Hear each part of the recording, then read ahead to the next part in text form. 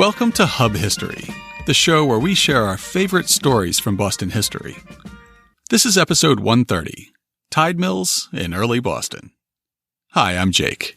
And I'm Nikki. This week, we're going to be speaking to Earl Taylor, president of the Dorchester Historical Society and one of the founders of the Tide Mill Institute. He's going to tell us about how early Bostonians harnessed the power of the tides in Boston Harbor to grind their grain, manufacture products like snuff and spices, and even produce baby carriages. He'll tell us about the advantages tidal power had over other types of mills, how tide mills shaped the landscape of Boston, and why tide mills went out of fashion. But before we talk about tide mills, it's time for this week's Boston Book Club selection and our upcoming historical event. Our pick for the Boston Book Club this week is the October 19th, 1911 issue of Life magazine. Before it became a photo-heavy weekly news magazine, Life was founded as a humor and general interest magazine. The first literary editor was one of the founders of the Harvard Lampoon, and he brought that acerbic wit to life in the 1880s. By the 19-teens, the magazine had a well-established formula of clever prose, illustrations, brief poems, and editorial cartoons. It was the first venue where Charles Dana Gibson brought the Gibson Girl to the page. And in October of 1911, it released a satirical Boston number. The cover sets the tone with a bespectacled figure in outdated knee pants using a wooden pointer to gesture at a wall map labeled Map of the World. The map itself only showed Boston's Shawmut Peninsula. Inside the magazine, Boston suffers a gentle send-up from people who are obviously familiar with our city, but who are writing for a national audience. Early in the issue, a column lays out all the ways Boston dominates the world's other major cities. The perfect city. Why laugh at Boston? Boston has more culture than Athens, Georgia. More art than Paris, Kentucky. More age than China, Maine. More manufacturers than Birmingham, Alabama. More colleges than Berlin, Connecticut. More shipping than Amsterdam, New York. More cathedrals than Britain, North Carolina. More population than London, Ontario. More Irishmen than Dublin, New Hampshire. More Poles than Poland, Maine. More waterways than Venice, Louisiana. And more law than Rome, New York. Another passage pokes fun at our high regard for our own intellects in a column called The Cerebral City. Boston broods by the margin of the sea. She dreams of that golden age when her brains and her beans, her poetry and her pork were the standards of the continent, when her rum and her religion were the hottest in the market, when her sons wrote sonnets in Sanskrit, gave greetings in Greek, indicted mortgages in Latin, and bills of sale in Etruscan, and when some of the first citizens spoke English as fluently as Bostonese. Those were the halcyon days before the Celto-Latin invasion and conquest, before St. Patrick evicted St. Botolph, and ere yet the city of saints had become a health resort for the island of saints. In that golden age when America was Massachusetts, plus a few minor mortgaged places south and west, Boston was the intellectual center of the continent. Then, theology and tautology, doctrine and dyspepsia were Boston synonyms. Every family had its own poet and pamphleteer. Prudery and pantalettes were the dominant features of the landscape. Culture, codfish, and calico constantly concerned the conscience and the conduct of the community. And genealogy, as a branch of imaginative literature, was still in its infancy. Even the ads are fun to review, with full-page spreads from many now-defunct auto manufacturers, several brands of men's sock garters, including Boston padded garters, and fancy cocktail bitters. Perhaps the most fun of all is a small inset ad for an illustrated book of sexology. It advertised, "A happy marriage depends largely on a knowledge of the whole truth about self and sex and their relation to life and health. This knowledge does not come intelligently of itself, nor correctly from ordinary, everyday sources." It says that the book imparts in a clear, wholesome way knowledge a young man should have, knowledge a young husband should have, knowledge a father should have, knowledge a father should impart to his son, medical knowledge a husband should have. You don't have to haunt antiques markets and bookstores to find a copy of this old magazine. The whole thing's been uploaded to Google Books, and it's worth a few minutes perusal, if you can ignore the anti-Semitic caricatures and a few of the illustrations. We'll have a link in this week's show notes. And for our upcoming event this week, we have a talk about two of the men who helped create the popular image of Boston that Life parodied in 1911. Presidents John Adams and John Quincy Adams are baked deep into Boston's DNA, and they're the subjects of a talk at the Massachusetts Historical Society on Saturday, March 4th at 4:30 p.m. Nancy Eisenberg is the T. Harry Williams Professor of American History at Louisiana State University, and the author of the New York Times bestseller White Trash, The 400-Year Untold History of Class in America. And Andrew Burstein is the Charles P. Mancha Professor of History at LSU and author of numerous books on American political culture, including an earlier collaboration with Nancy Eisenberg, Madison, and Jefferson. Together, they wrote a new volume on the two presidents Adams and their reactions to popular sentiment and demagoguery in the early republic. The Problem of Democracy, The Presidents Adams Confront the Cult of Personality, cast John and John Quincy as independent thinkers, unbound by party loyalties, and it traces their resistance to the hero worship of Franklin, Washington, Jefferson, and Jackson. Here's how the MHS website describes their talk. John and John Quincy Adams were brilliant, prickly politicians and arguably the most independently minded among leaders of the founding generation. Distrustful of blind allegiance to a political party, they brought skepticism of a brand new system of government to the country's first 50 years. Join Eisenberg and Burstein as they boldly recast the historical role of the Adamses and reflect on how father and son understood the inherent weaknesses in American democracy. Tickets are $10, except for MHS members and EBT cardholders, and registration is required. We'll link to more information in this week's show notes. Before we begin our interview, we want to remind you about our Patreon campaign.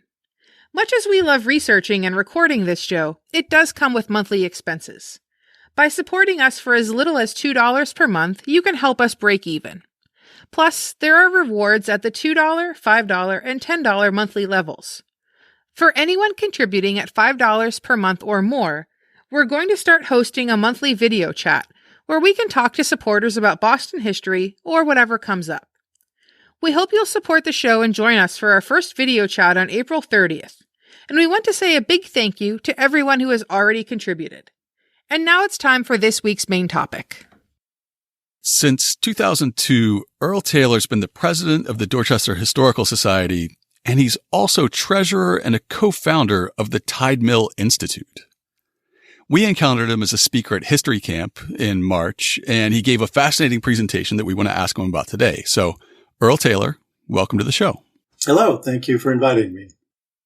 So I want to start right out with the Tide Mill Institute, which you just told us about as we were getting ready to start recording. What is the Tide Mill Institute? The Tide Mill Institute is a group of individuals who came together to explore the history of ancient tide mill sites and to think about the reuses of some of those sites. It started in 2005, and this year we'll have our, I believe, 15th conference in October.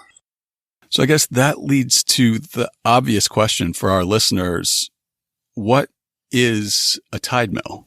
Well, most water mills are alike, so we all have in our minds a picture of a river mill or a mill on the bank of a stream where the topography drops off so that when a dam is built, then there's a reservoir of water, and the drop off in the land allows that water to be used to power a mill wheel.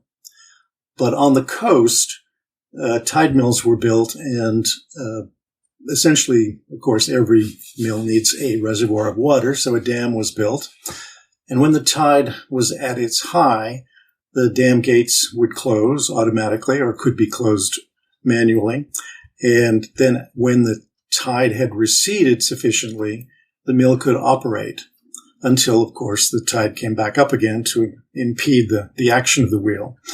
But the real definition of a tide mill, I think, is the fact that you have to wait for the tide. So even if the tide pond were full of fresh water, if it was located along the coast, it would need to wait for the tide to recede before it could operate.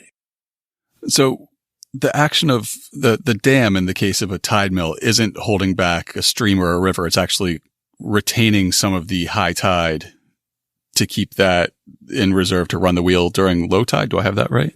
That's right. So in theory, you could have a tide mill pond that was full of fresh water, though that would be very unlikely along the coast, because as the tide rises, that it would be more efficient to allow the tide to fill the pond and to then use it when the tide recedes.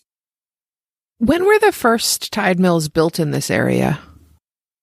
In the 1600s, soon after the Puritans arrived. It was an ancient technology, we know from archaeological digs in Europe and especially in Ireland, that these existed from many, at least over 1,000 years ago. And so they brought this technology with them when they came. I believe the first mills in the Massachusetts Bay Colony were river mills, but soon thereafter we find the tide mills being installed as well. I know in the past we've looked at specifically at Boston's use of windmills, and then also in Dorchester, the early use of river mills. Why would tide mills be a superior choice for this area? Well, sometimes I suppose it was just the land a person owned that dictated what kind of mill he could erect if he wanted to be a miller. But some of the advantages of tide mills is that they can be operated all year long if you want to. The river mill sometimes would go dry in the summer months and would also freeze over in winter months. So tide mills using salt water would be very unlikely to freeze over. And of course, the tide rises and falls all summer long. So the investment would be similar. The dam and the mill operation would be a similar investment. So it depends on the topography, I suppose. So I guess one element of the local topography that lends itself more to tide mills than to river mills is just how low-lying these coastal areas where a tide mill was built would have been. That we don't have the great Merrimack River falling down out of the New Hampshire mountains or the Fall River falls. We have sort of slow-moving Charles and Neponset River valleys. Well, we do. I mean, though there were plenty of mills along the Neponset over the years. Certainly Stoughton's Mill in 1634 on the Neponset, and then of course, Mother's Brook was created as an early engineering project, and there are many mills on that route from the Charles to the Neponset. At History Camp, you talked about a lot of local tide mills from the North Shore to the South Shore and right in Boston itself. But before we talk about some of the specific mills you've researched, I want to ask how you first got interested in this topic, and then maybe also how you go about researching historic tide mills. The way I became interested in the topic was that as president of the Dorchester Historical Society, we were looking into the history of the James Blake House, which is currently the oldest house in the city of Boston, still existing. And we found that James Blake married Elizabeth Clapp, whose father owned a share of the tide mill on the South Bay. So the Clapp land was adjacent to the South Bay when it was a bay. And the contours of that bay have changed many times over the years, larger and smaller, and vice versa. But now, of course, it's a shopping center and a big residential development. We believe that early tide mill was located about where the railroad trestle is near the South Bay over Massachusetts Avenue. So that piqued my interest in tide mills. What were they? Why were they part of the Clapp family, and so on? And discovered that that mill existed up until the 1850s. Of course, the Clapps had many business interests from that grist mill operation in the early years to tanneries and then later on to horticulture.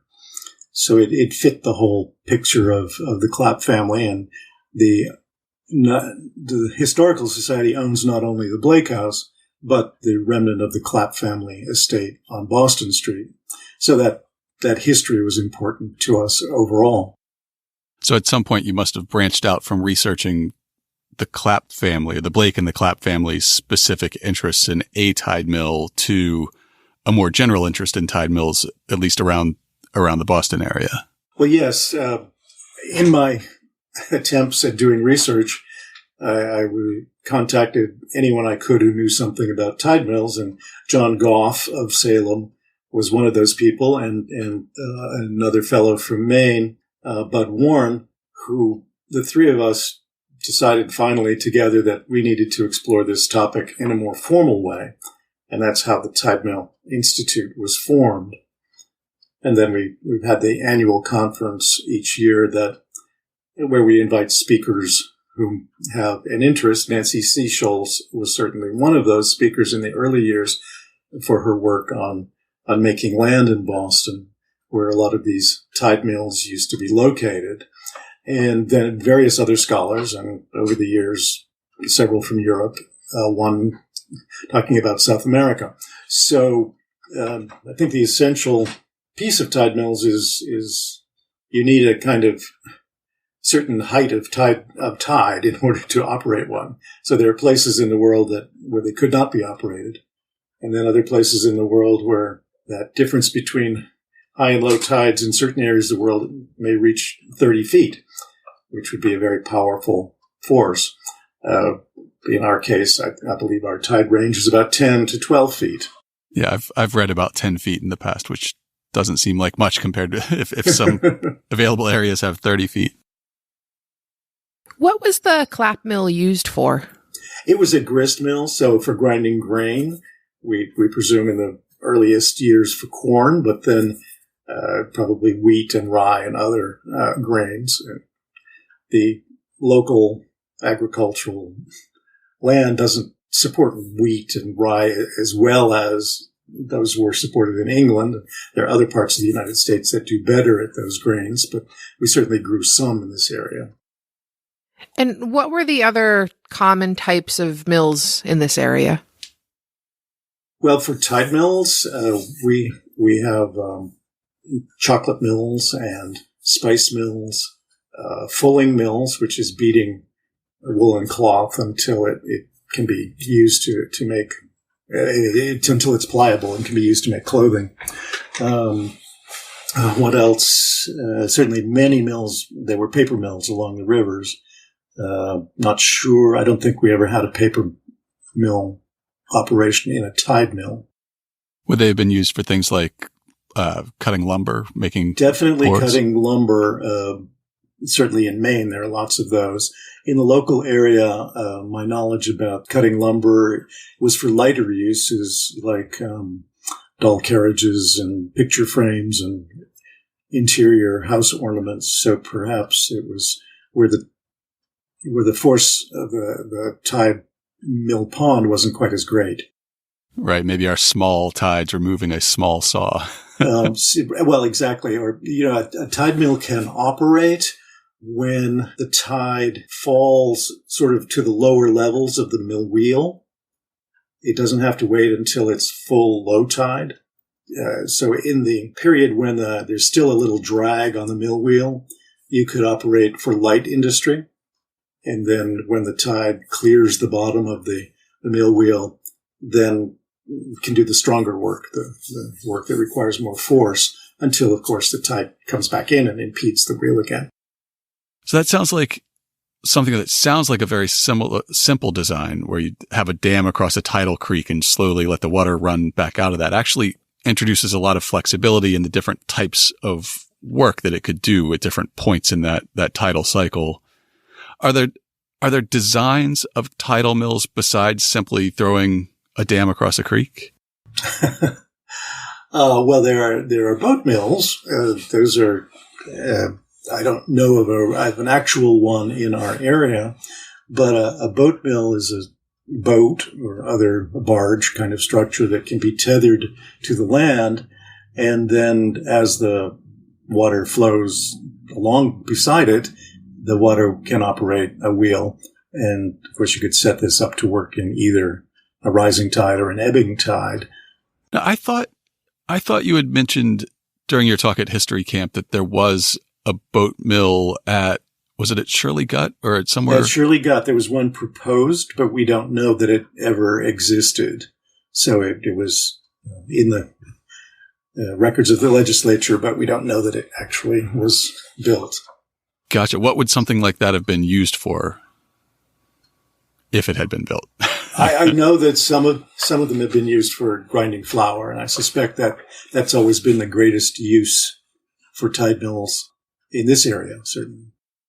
So in terms of operation of tide mills, I think one of the interesting features is that we haven't mentioned is that the tide miller would need to alter his schedule every day to follow the tide, not the clock. Oh, that is an interesting point. That's certainly a different lifestyle than somebody who was operating a river mill. That's right. So, and of course, you could do this twice per 24-hour cycle. So a miller's life might be very complicated and difficult in terms of getting sleep. Now, do you think from what you've uncovered, would that also have an impact on the miller's customers, the farmers, or whoever was bringing a product in to be ground or processed at the mill? Or would they sort of just accept everything and hold it in reserve until the mill was operational? I believe that they would store all of the grain in the mill building. So at the upper levels, the grain would be carried to the upper levels of the mill building, either manually or through the use of an elevator, possibly powered by the tide as well, to push that grain up to the top so it could be fed down through the hopper for the grist milling operation. So what was the business structure for somebody who operated a mill, whether it was a tidal mill or a river mill, a windmill? Were they being paid by the farmer who brought in grain? Were they being how was the business structured in those times? Well, it was structured that the miller could take a portion, say an eighth or a 12th of the production from the farmer's grain. Later on, that did translate into a fee instead of a portion of the production.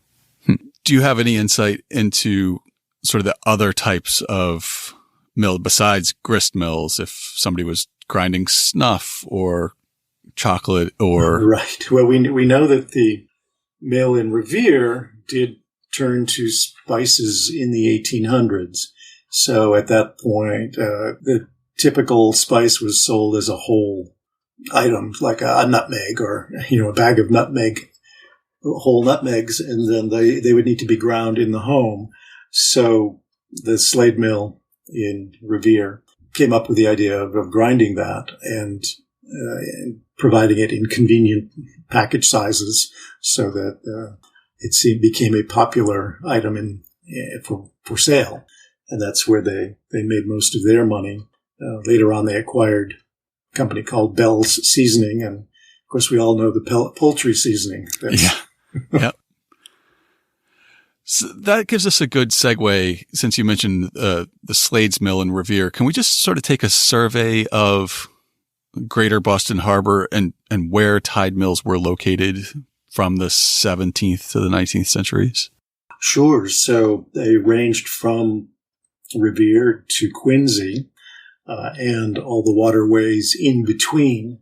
So one of the places that people may not think of is the Mystic River.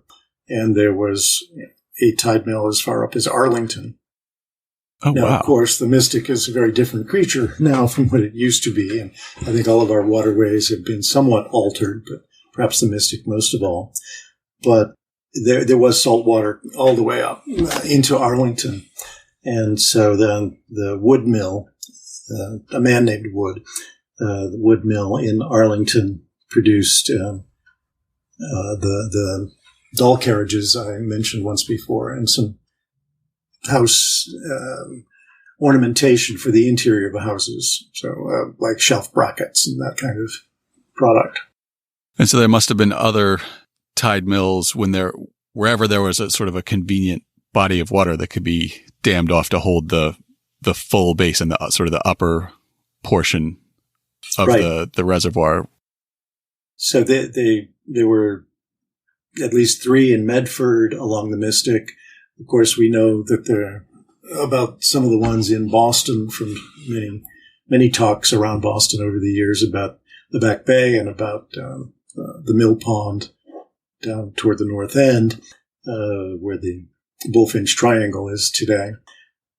Those were convenient coves to be dammed. Yeah, I think to the extent that most of our listeners have heard of a tide mill at all, it's probably in the context of the mill pond where the Bullfinch Triangle is today, which unfortunately there is a mill stone standing on the sidewalk to mark sort of the spot where that was in operation, but no interpretation of the millstone to tell anybody passing what it's there for.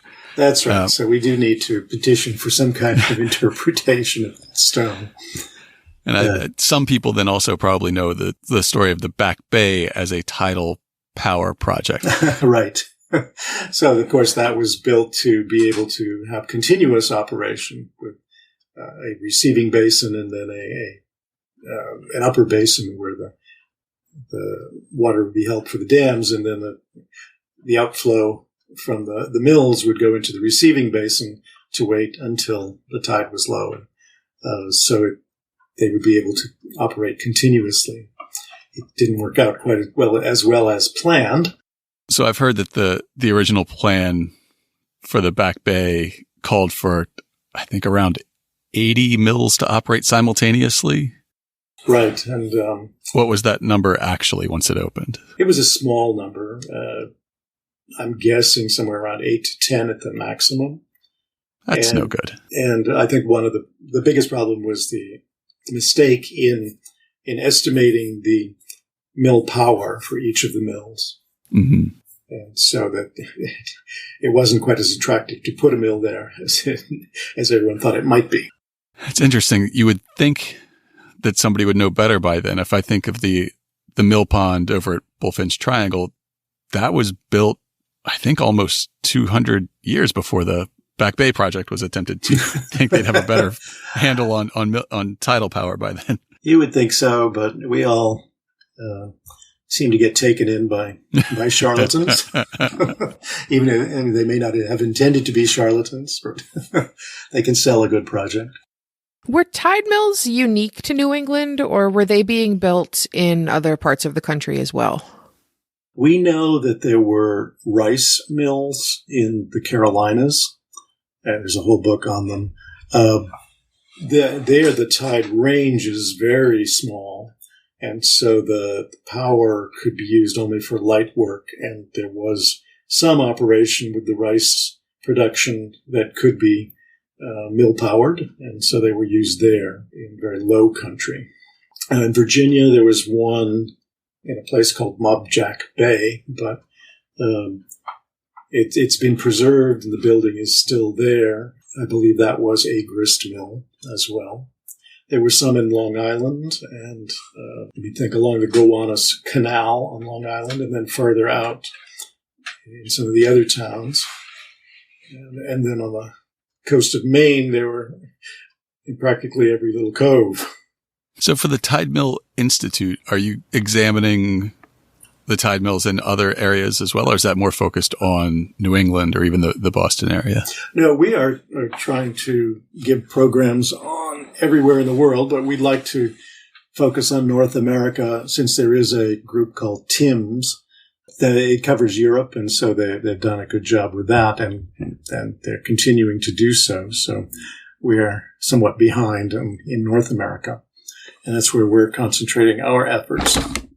So one thing that just came to mind, we were talking about the tide mills that are known in Boston, which are the Back Bay and the Bullfinch Triangle, and those are famously both areas that were filled in to create neighborhoods in Boston. And I think you mentioned earlier in the context of some of the Tide Mill Institute talks that holds more widely, that there are other areas where places that were used for tide mills became made land.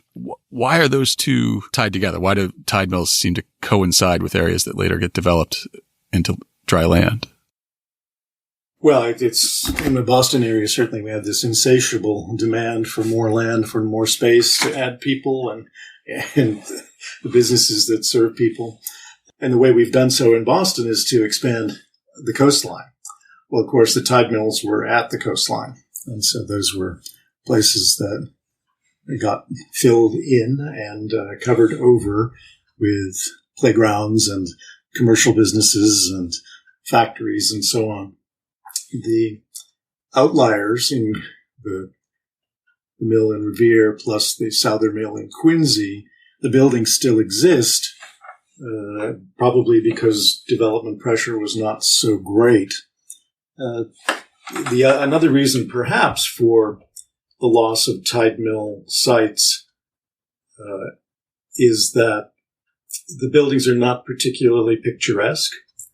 So before the modern interpretation or movements in historic preservation, people perhaps were more attracted to the appearance of a building in order for it to be saved as a historic monument.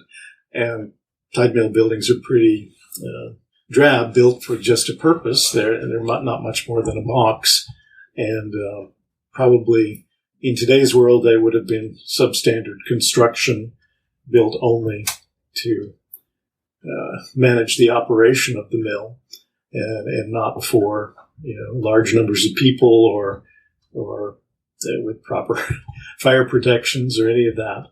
So I think the historic preservation movement probably didn't discover tide mills until it was too late.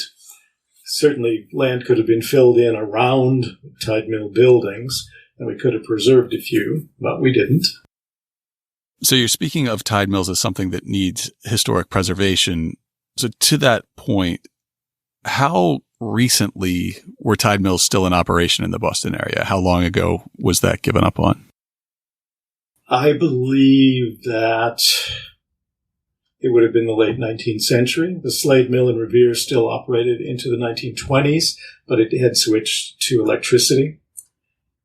Certainly steam power took over the Souther operation in Quincy, so that one lasted only till the third quarter of the 19th century as a tidal mill-powered operation.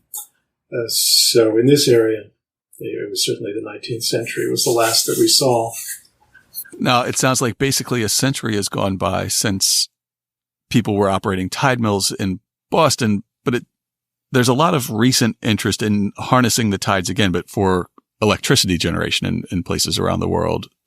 How do those efforts compare to traditional tide mills? Well, for any significant electricity production, a facility would need to be huge. And so there are a couple in the world, one at La Rance in France, that is a tidal barrage.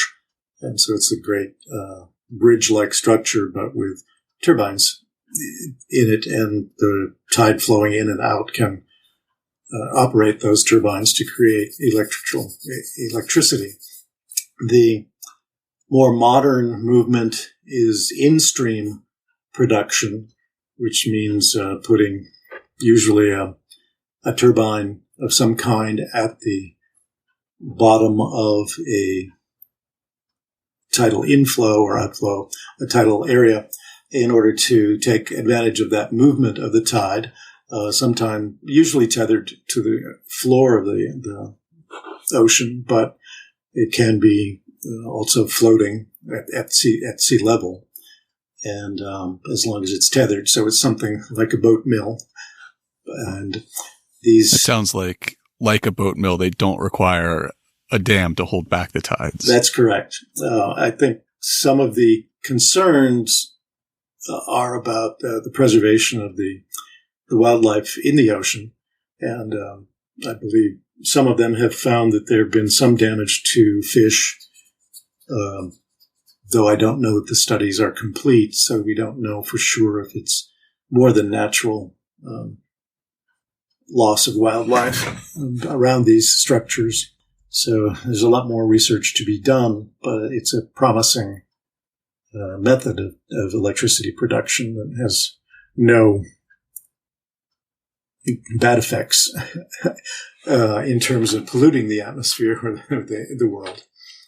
It seems to me that tide mill generation or electricity generation could be tied with some of the plans for cities to manage the rising sea levels. So where new canals have been proposed, even in Boston, at times we could certainly think about electricity production in those canals that are meant to soften the effects of the rise in the tide, the rise in the sea level. So now that we know that many of the places where tide mills were historically located have been redeveloped as made land, and a lot of them are gone, are there places in the greater Boston area where we can go to see a tide mill today? Yes. The Slade Mill in Revere, the building still exists. It's now a residential development with several apartments, but it stands at 770 Revere Beach Parkway. And, of course, I think it's the setting that's probably more important there. There's nothing left inside for the tide mill operation.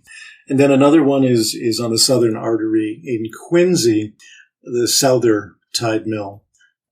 This still exists and is owned by the city of Quincy, but administered by the Friends of the Souther Tide Mill.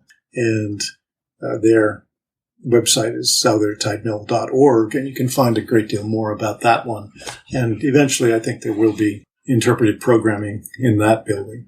Where can people go to learn more about tide mills in general or tide mills around the Boston area? Are there resources online?